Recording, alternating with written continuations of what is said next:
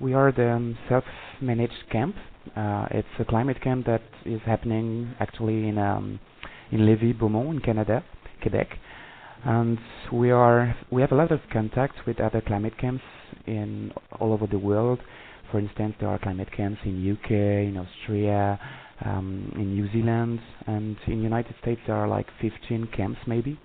The idea of climate camps is to fight or to struggle against very polluting industrial projects that contribute quite a lot to greenhouse gas effects. They promote non-violent direct action.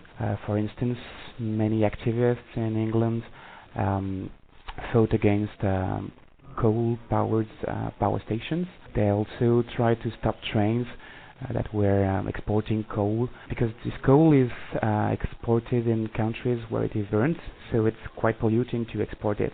So in England, people decided to stop the trains. But non-violent direct actions can take so many forms. It's a very good way to be creative. For instance, there are many people doing street theater or tintamarre, fanfare, music, clown armies. It can be a very creative way to be active against environmental issues. The Rabaska project itself, the Rabaska project is the project we are fighting. The Rabaska project is LNG terminal project in Quebec City, or in the south shore of Quebec City. This project is very polluting. Locally, when the terminal is going to be active, it will reject around 130,000 tons of greenhouse gas locally. So this is the equivalent of 30,000 cars in the area of Quebec City. Nevertheless, the biggest impact, I would say, is that the contribution to the greenhouse gas is going to be much, much bigger, because you have to understand that in Quebec we don't use natural gas as a source of energy. We mostly rely on hydroelectricity, hydroelectric dams to provide energy. So the consumption of natural gas here in Quebec is equivalent to maybe 10% of the total energy needs. So it's been demonstrated by many ecological groups that most of the natural gas that will be transformed here through the Rabaska project will be used in Alberta to help in extracting oil from tar sands. You have to know that the process of oil extractions in Alberta and tar sands is very polluting.